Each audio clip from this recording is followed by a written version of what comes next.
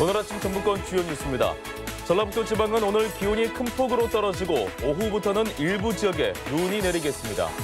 태양광 사업을 하는 농어촌 공사의 최규성 사장이 태양광 업체를 운영하고 있다는 의혹이 불거졌습니다. 전주시 재활용 쓰레기 시설 인근 주민들이 반입 검사를 강화하면서 쓰레기 대란 우려가 높아지고 있습니다. 전북도의회가 도청 조직 개편안을 부결시키면서 양측이 갈등 양상을 보이고 있습니다. 여러분 안녕하십니까? 전주 MBC 뉴스투데이입니다. 오늘은 첫눈이 내린다는 절기의 소설입니다. 네, 연일 아침 수온주가 영하로 내려가면서 추위가 기승을 부리고 있는데요. 오늘 날씨 상황은 어떤지 취재기자 연결해서 알아보겠습니다. 한범수 기자 전해주시죠. 절기상 소설인 오늘 전라북도에도 겨울의 시작을 알리는 추위가 들이닥쳤습니다. 기온이 뚝 떨어지고 찬바람까지 불면서 출근길에 나선 시민들은 여느 때보다 옷차림을 단단히 한 모습입니다. 오늘 아침 최저기온은 완주 영하 2.6도, 무주 영하 2.2도, 진안 영하 1.5도 등 산간 지역을 중심으로 영하까지 떨어졌습니다. 그동안 상대적으로 기온이 높았던 서해안 지역에서도 수온주가 영상 1, 2도에 머무르는 등 추위가 기세를 떨쳤습니다. 북서쪽에서 밀려온 한기의 영향으로 오늘 낮에도 추위는 계속되겠는데요. 도내 낮 최고 기온은 어제보다 무려 5도 가까이 뚝 떨어져 6에서 9도 분포를 보이겠습니다.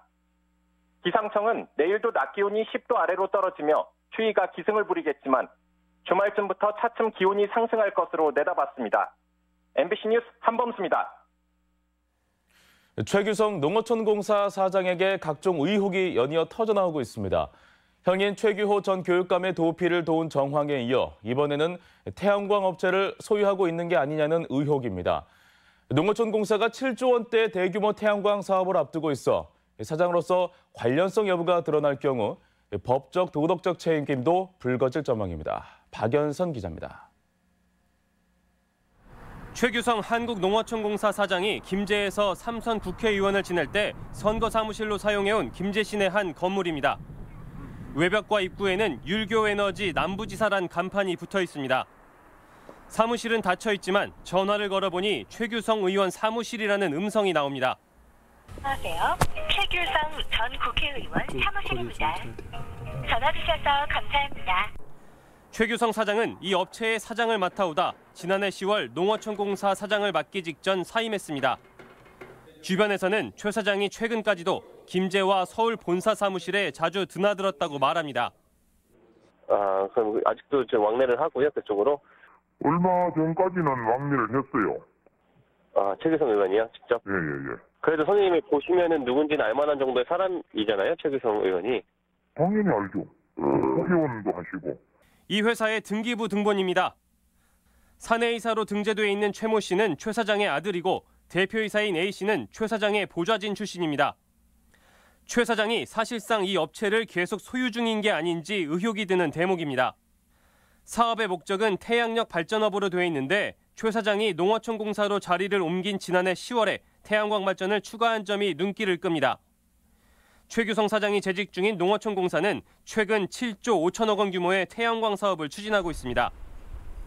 이 때문에 최 사장이 농어촌공사 사장으로 옮기면서 자신의 개인 회사를 태양광 회사로 변신시키고 관련 사업을 추진한 게 아닌지 의혹이 일고 있습니다. 김제에서 삼선 국회의원을 지낸 최규성 사장은 현 정부 출범 이후 전북의 지역 인사 배려 차원에서 농어촌공사 사장에 임명됐습니다.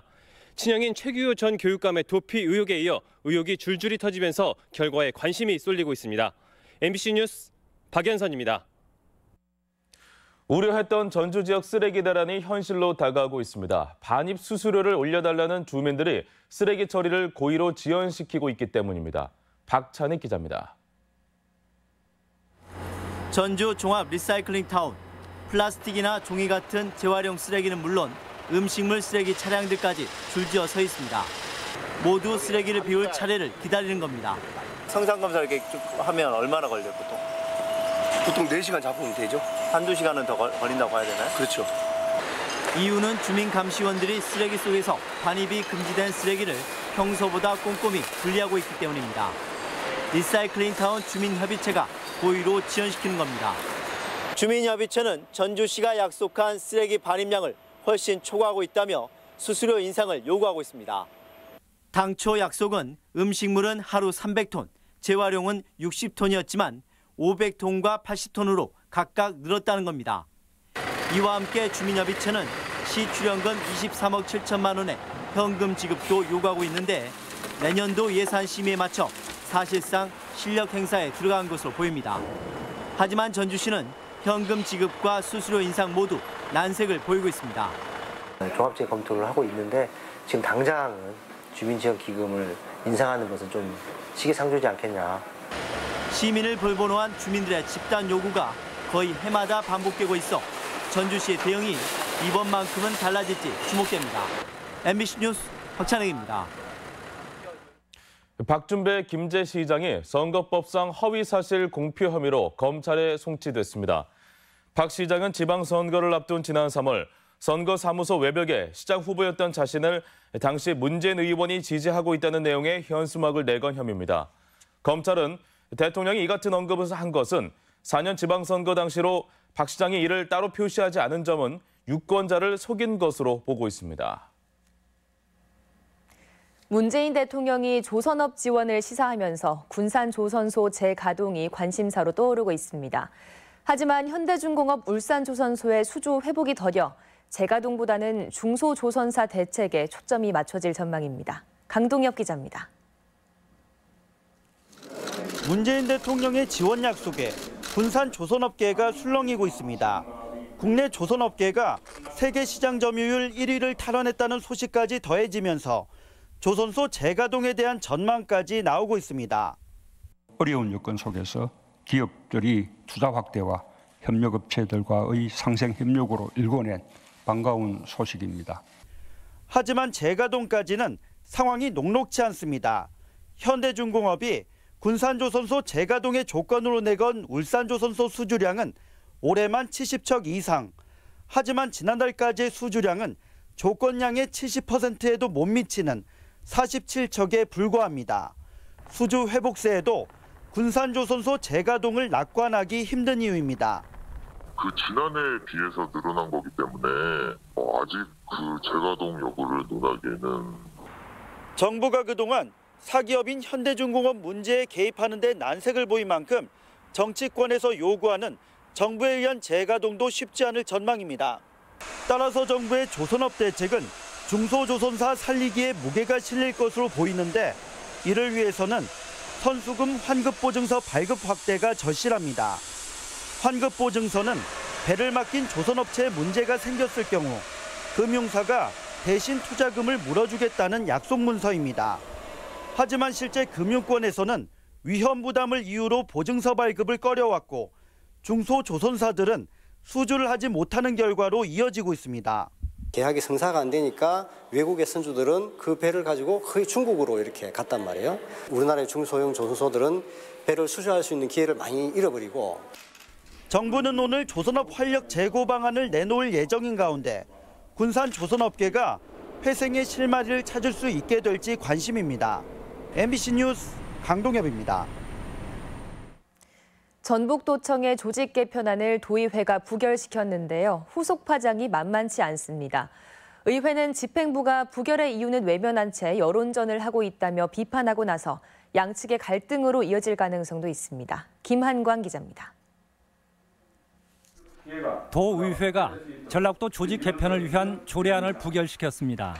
소방서 신설 등을 포함한 조직 개편안인데 관련 조례도 없이 소방 공무원부터 선발하는 등 집행부가 절차를 위반했다는 겁니다. 이대로라면 전라북도가 올해 채용한 430여 명의 소방관 임용이 지연될 가능성도 있습니다. 조직 개편안을 부결시킨 도의회에 비판이 나오는 대목입니다. 이에 대해 도의회는 중요한 쟁점은 외면한 채 집행부가 조직 개편안 부결 책임만 떠넘기고 있다며 그 배경과 의도를 의심합니다. 애초에 절차상의 문제도 하자도 있고 이제 이런 문제를 그러니까 426명의 소방 공무원을 가지고 마치 배수진을 치는 듯한 그런 느낌이 들어서 저희는 매우 불쾌합니다. 실제로 소방 공무원 임용은 이번 회기 안에도 수정 동의안 재의결 요구로 해결할 방법이 여전히 남아있고 임시회 같은 절차도 있습니다. 전라북도는 이제서야 주거복지나 대기질 같은 부족했던 조직 개편 내용을 보완해 필요한 절차를 서두르겠다는 계획입니다. 도정이 1월 1일부터 힘차게 좀 출발할 수 있도록 조속히 좀 의회와 잘 협력해서 처리하는 게 저희 기본 입장이고 소망입니다. 도의회는 의회를 거수기증으로 보는 집행부의 잘못된 관행의 결과이기도 하다며 앞으로 깐깐한 내년도 예산 심사 등을 예고해 파장은 이어질 전망입니다. MBC 뉴스 김한과입니다. 전북이 수소 제품 안정성 지원센터 예정지로 검토돼 지정 여부가 관심입니다. 산업부는 수소의 생산과 충전에 관한 부품 개발과 성능을 평가하는 100억 원 규모의 수소 안정성 지원센터를 전북과 대전, 울산, 창원 가운데 한 곳에 세우기로 했습니다. 도가 현대차 전주 공장의 생산 기반을 강점으로 내세운 가운데 결과는 오늘 발표됩니다. 전라북도가 산하 공공기관들의 채용 비리를 막기 위해 투명성을 강화합니다. 전라북도는 산하기관의 자의적이고 폐쇄적인 채용을 근절하기 위해 내년부터는 반기별로 통합 공고를 내 인력을 뽑기로 했습니다. 또 필기시험과 함께 평가위원 50%는 외부 참여를 의무화하고 시험 공고에서는 가산점 적용 여부와 기준을 명시하도록 했습니다. 노조할 권리는 헌법에 보장된 기본권이지만 지켜지지 않는 경우가 많습니다. 민주노총은 총파업을 열고 노조할 권리를 지켜달라고 요구했습니다. 허현호 기자입니다. KT 비정규직 노동자 황충현 씨는 지난 3월 동료들과 함께 노동조합을 만들었습니다. 전봇대에 올라 전화선을 설치하는 고된 일을 해왔지만 임금은 지난 4년간 한 푼도 오르지 않았습니다. 작업 도중 숨진 7명의 동료들이 산업재해조차 인정받지 못하는 모습도 노조를 만들게 된 계기입니다. 하지만 노조를 바라보는 회사의 시선은 차가웠습니다. 조합원들한테 1, 2만 원 더 줄 테니까 노조를 탈퇴하라. 그러면서 노조에 노자란만 들어가도 무조건 수용 불가라고 하고 있으니까. 황 씨는 답답한 마음에 150여 명의 동료들과 함께 파업에 나섰고 노조의 권리를 보장받기 위한 목소리는 총파업으로 이어졌습니다. 민주노총은 노조할 권리를 보장받으려면 국제노동기구에서 권고한 핵심 협약이 국회에서 비준돼야 한다고 주장했습니다. 8가지 핵심 협약 중 국회 비준이 안 된 조항은 모두 4가지. 그중 87호와 98호는 노조할 권리를 보장하기 위한 내용입니다. 문재인 대통령도 ILO 핵심 협약을 비준하겠다라고 여러 차례 공약을 했었기 때문에 ILO 핵심 협약을 비준하고 노조할 권리가 제대로 보장될 수 있도록 법 개정에 민주노총은 총파업을 시작으로 다음 달 1일에 열리는 전국 민중대회까지 투쟁을 이어가겠다고 밝혔습니다. MBC 뉴스 허연호입니다. 군산 OCI 군산공장에서 어제 오전 10시 반쯤 폴리실리콘 제조 공정에서 유독물질인 사염화규소가 누출되는 사고가 발생했지만 다행히 인명피해는 없었습니다. 전라북도는 화학물질 누출 사고가 반복되어 온 OCI 군산공장에 대해 각종 준수사항 이행 여부를 조사하는 특별 점검을 실시하기로 했습니다. OCI 군산공장은 지난 2015년부터 5차례에 걸쳐 화학물질 누출 사고가 발생해 24명이 다치고 1억여 원의 재산 피해가 났습니다. 도내 대학들도 오늘부터 학생부 종합전형 등 본격적인 수시 전형에 들어갑니다. 전북대학교는 오늘 학생부 종합전형을 시작하고 원광대도 오늘은 종합전형, 내일은 종합지역인재 전형에 들어갑니다. 또 전주대가 내일부터 이틀간 종합 일반 전형을, 군산대도 24일부터 종합전형을 시작합니다. 수시 모집 합격자 발표는 다음 달 14일, 정시 모집은 다음 달 29일을 전후에 실시됩니다. 대법원이 최근 양심적 병역 거부에 대해 무죄 취지 판례를 새로 정립한 뒤 하급심에서 첫 무죄 판결이 나왔습니다. 전주지법은 병역법 위반 혐의로 기소된 여호와의 증인 소속 21살 A씨에게 진정한 양심에 따라 병역을 거부한 것으로 보인다며 무죄를 선고했습니다. 현역 대상자인 A씨는 지난 1월 육군에 입영하라는 통지서를 받았지만 정당한 사유 없이 입영하지 않은 혐의로 기소됐습니다. 정보통신 기술을 접목한 스마트팜이 도내에서도 늘고 있는데 이 스마트팜에서 재배한 남원 춘향골 딸기가 출하를 시작했습니다. 지역 소식 이창희 기자입니다. 사계절 가운데 겨울철에 그 가치가 높아지는 과일이 바로 딸기입니다. 지리산과 섬진강 주변에서 주로 재배되는 남원 춘향골 명품 딸기가 최근 출하를 시작했습니다. 춘향골 딸기는 400여 농가가 내년 5월까지 농사를 이어가는데 기존 품종인 설향에 올해부터는 금실과 베리스타도 재배해 다양한 맛을 선보이고 있습니다. 특히 10개 농가는 스마트팜을 도입해 노동력을 줄이고 생산량을 높여 20%가량 소득 향상도 바라보고 있습니다. 자가용료 시스템을 구축하고 ICT 등 첨단 농업 기술을 활용하여 전국 최고의 명품 딸기를 생산할 수 있도록 지원을 아끼지 않겠습니다. 농업과 농촌을 테마로 한 농촌영화제가 전국 최초로 고창군에서 열립니다. 오늘부터 사흘간 복궁자 클러스터에서 열리는 영화제는 새 청년들의 무일푼 농업 세계 일주 도전기를 그린 파밍 보이즈를 개막작으로 늑대아이 등 10여 편의 영화가 상영됩니다. 무주군이 사과 병해충 예찰과 방제 사업 평가회를 열어 올해 농가 동향을 공유하고 내년 영농 계획에 반영하기로 했습니다. 무주군은 농약 사용과 방제 비용을 줄이기 위해 올해 130개 사과 농가에 1억 5천여만 원을 투입해 병해충 예찰과 방제 사업을 시행했습니다. 완주군 가족나눔 봉사단이 사회복지에 기여한 공로를 인정받아 보건복지부 장관상을 수상했습니다. 가족봉사단은 매월 셋째 주 토요일 연탄과 김장김치 나눔을 비롯해 어르신 염색 봉사 등 다양한 분야에서 100여 명이 활동하고 있습니다. MBC 뉴스 이창익입니다. 군산에서 검출된 조류독감 바이러스는 저병원성인 것으로 나타났습니다. 국립환경과학원은 지난 13일 군산 금강호에서 채취한 야생조류 분변을 정밀 검사한 결과 저병원성 H5N3형 바이러스로 최종 판정했습니다. 도 방역당국은 바이러스 검출 지역에 내려진 이동 통제를 해제하고 철새 도래지 중심의 차단 방역에 집중하기로 했습니다.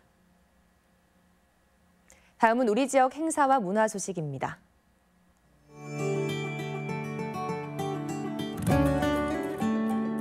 농업과 농촌을 주제로 한 제1회 고창 농촌영화제가 오늘부터 사흘간 복분자 클러스터 단지에서 열립니다. 군산 시립예술단이 오늘 예술의 전당에서 가곡과 아리아의 밤을 주제로 합동 기획 연주회를 갖습니다. 전주의 목판 인쇄본인 완판본을 소재로 한 찬장 뮤지컬이 오늘 우진 문화공간에서 무료 공연됩니다. 국악예술단 고창의 퓨전 국악 콘서트 일취월장이 오늘 고창 문화의 전당에서 마련됩니다. 장수 지역 초중고학생으로 구성된 빛나는 오케스트라가 오늘 한누리 전당에서 정기 연주회를 갖습니다. 전북도교육청과 EBS 교육방송이 공동 주관하는 2020년도 수능 학습 전략 입시 정보 설명회가 모레 전주대학교 예술관에서 마련됩니다. 전북현대 이동국 선수의 축구 인생 이야기도 듣고 국악도 즐기는 국악 콘서트 다담이 오늘 남원 국민민속국악원에서 열립니다. 진안군은 오늘 대한민국 여성 대표 멘토인 김미경 씨를 초청해 특강을 진행합니다. 전주대학교 부동산학 창학 30주년 기념 행사가 모레 스타센터에서 있습니다. 전주 역사박물관은 돼지를 주제로 한 시민 소장품을 수집합니다. 11월 22일 목요일 전북권 날씨입니다. 전라북도 지역은 절기상 소설인 오늘 가끔 구름이 많다가 오후부터 서해안을 중심으로 빗방울이나 눈이 내리는 곳이 있겠습니다. 미세먼지와 초미세먼지 농도는 보통 수준을 보이겠습니다. 지역별 최고 기온입니다. 전주, 완주, 익산이 8도, 동부권은 무주, 진안, 장수가 6도, 서해안권은 군산과 부안, 고창이 7도를 기록하겠습니다. 바다의 물결은 서해남부 앞바다에서 1에서 2.5m, 먼바다에서 최고 4m까지 높게 일겠습니다.